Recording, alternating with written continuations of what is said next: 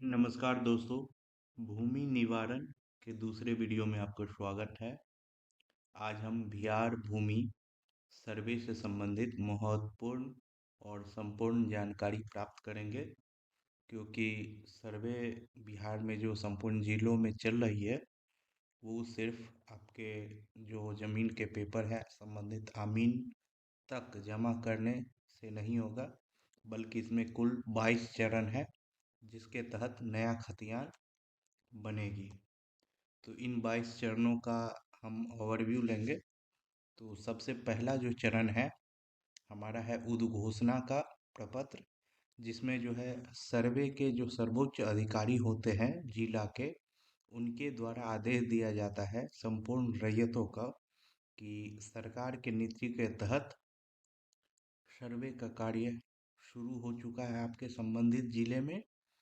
और अगर इस कार्य से संबंधित कोई बाधा अगर आती है, या तो पेड़ के रूप में आपके खेतों में आए या कैसे भी है, तो उनको काटने का अधिकार होगा और उनका मुआवजा भी नहीं दिया जाएगा सरकार के द्वारा।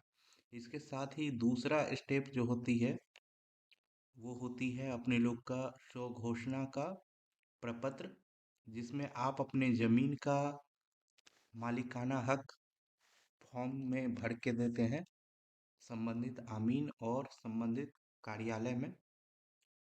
उस फॉर्म जब भरते हैं तो उसके विरुद्ध आमीन कुछ जांच पड़ताल करती है कि आप जो फॉर्म भरे हैं, यानी रकबा जो आपने डाला है वो संपूर्ण सही है या नहीं।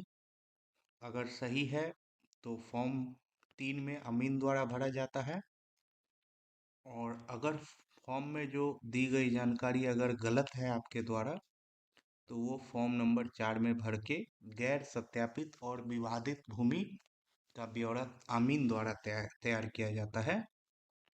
और 4 स्टेप के बाद होता है पांचवा स्टेप। पांचवा जो चरण होता है सर्वे का, उसमें पुराना खतियान जो आपके पूर्वज का जो खतियान रहता है उसका ब्यौरा तैयार किया जाता है। इसमें क्या होता है कि अगर आप खरीदे हैं तो किस खाते से खरीदे हैं उसका पूरा हिस्ट्री लिखा जाता है, पूरा इतिहास विवरणी लिखा जाता है, जो कि 5 नंबर फॉर्म प्रपत्र में लिखा जाता है। उसके बाद आता है 6 नंबर। 6 नंबर चरण खेसरा पंजी का प्रपत्र होता है। खेसरा पंजी क्या होता है दोस्त? क्या होता है कि इसमें नए जो सर्वे, अभी संपूर्ण सर्वे जो नया वाला चल रहा है, जिसमें आपके प्लॉट की संपूर्ण जानकारी दी जाती है। इसमें इससे पहले आमीन आपके प्लॉट पे आएंगे और आपके प्लॉट का जो स्थिति, वस्तु स्थिति है, नापी करने के बाद वो जानकारी उस फॉर्म में 6 नंबर प्रपत्र में तैयार करेंगे। 6 नंबर जब प्रपत्र तैयार हो जाता है, उसके बाद आप लोग को यानी रैयत लोग को, जितने भी जमींदारी है, उसके खाना पूरी का पर्चा दिया जाएगा, जिसमें एलपीएम, जिसको लैंड पार्सल मैप, आपके जो लैंड का टुकड़ा है यानी भूमि का जो टुकड़ा है उससे संबंधित कागजात दिए जाएंगे कि आपका ये टुकड़ा है, ऐसा ऐसा टुकड़ा है, यानी इस पर्ची पे आपका है। उसका एक शिविर कार्यालय के द्वारा आपको एक फॉर्म दिया जाएगा। उस पर्चा में जो है अगर आपको कुछ दिक्कत बुझाए तो उस दिक्कत की जानकारी जो है आप प्रपत्र 8 के थ्रू दावा आपत्ति कर सकते हैं। दावा आपत्ति जब आप करिएगा वो 8 नंबर फॉर्म जो आता है उसमें होगा। दावा आपत्ति के बाद आपको रिसीविंग दिया जाता है संबंधित ऑफिस से कि आपने जो दावा किया गया है उसको स्वीकार कर लिया गया है उस संबंध में। और उसके बाद जो है 10 नंबर जो चरण रहता है दावा के बाद, दावा के निपटारा की जानकारी रहती है उसमें कि आपका जो दावा है वो सही है कि नहीं, निपटारा की कौन सी, कैसे इसको निपटारा किया जाएगा, या किस तिथि को आपको निपटारे के लिए संबंधित सबूत लेके आना है, ये जानकारी उसमें 10 नंबर प्रपत्र में दी जाएगी। उसके बाद आता है 11वां चरण। 11वां चरण में रैयत को संबंधित तिथि और संबंधित समय पे अपने साक्ष्य के साथ उपस्थित होने के लिए शिविर कार्यालय में एक होते हैं कानूनगो, उनके समक्ष उपस्थित होना है। उसके बाद जो है उपस्थित होने के बाद 12 और 13 जो चरण रहता है, वो उसमें अगर आप साक्ष्य सही देते हैं, सही पाए जाते हैं, तो आपका जो है पुनः अधिकार अभिलेख जारी हो जाएगा नए सिरे से, जिसमें आपका करेक्शन कर दिया जाएगा। और उसके बाद जो है उसमें अगर आपको फिर भी कोई त्रुटि नजर आ रही हो, तो 14 नंबर जो स्टेप रहता है, 14 नंबर चरण, उसमें आपको फिर से दावा करने का मौका दिया जाएगा, यानी दूसरा दावा किया जाएगा। इस दावे का सुनवाई शिविर कार्यालय के सहायक बंदोबस्त जो पदाधिकारी होते हैं वो सुनवाई करेंगे। और 14 नंबर स्टेप में आप वो कंप्लेंट फॉर्म भर के दे सकते हैं।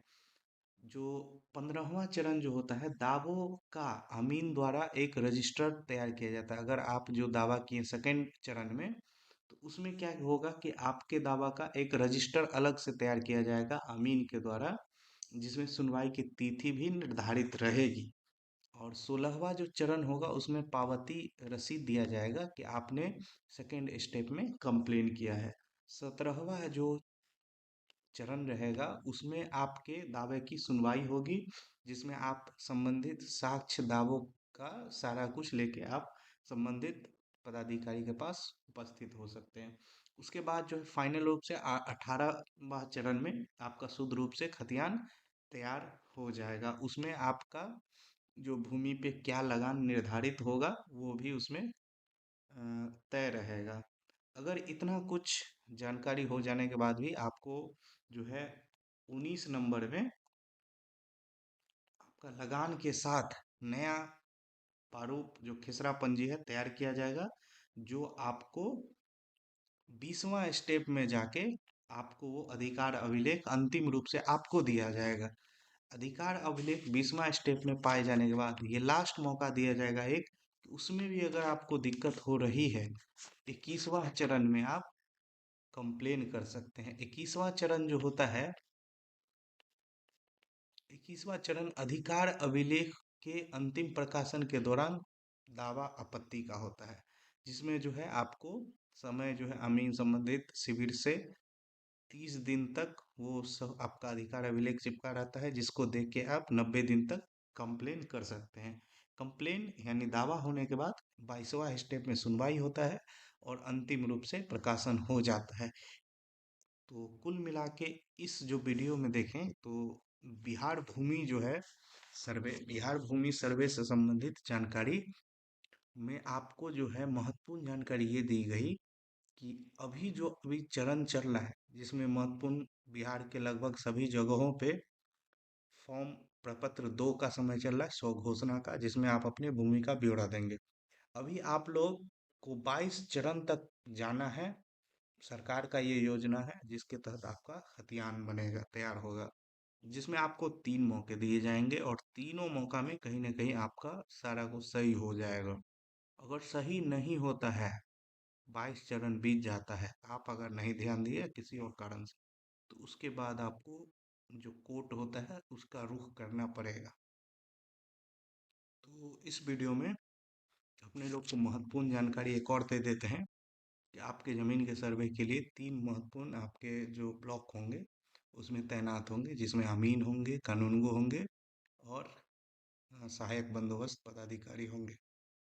तो 3 कंप्लेन जो होंगे इसमें प्रपत्र 8 में होंगे, कानूनगो सुनेंगे, प्रपत्र 14 में जो कंप्लेन होगा सहायक बंदोबस्त सुनेंगे, और प्रपत्र 22 में जो 21-22 में जो सुनवाई होगा उसको जिला के बंदोबस्त पदाधिकारी सुनेंगे। तो वीडियो अच्छा लगे तो लाइक करें। Thank you.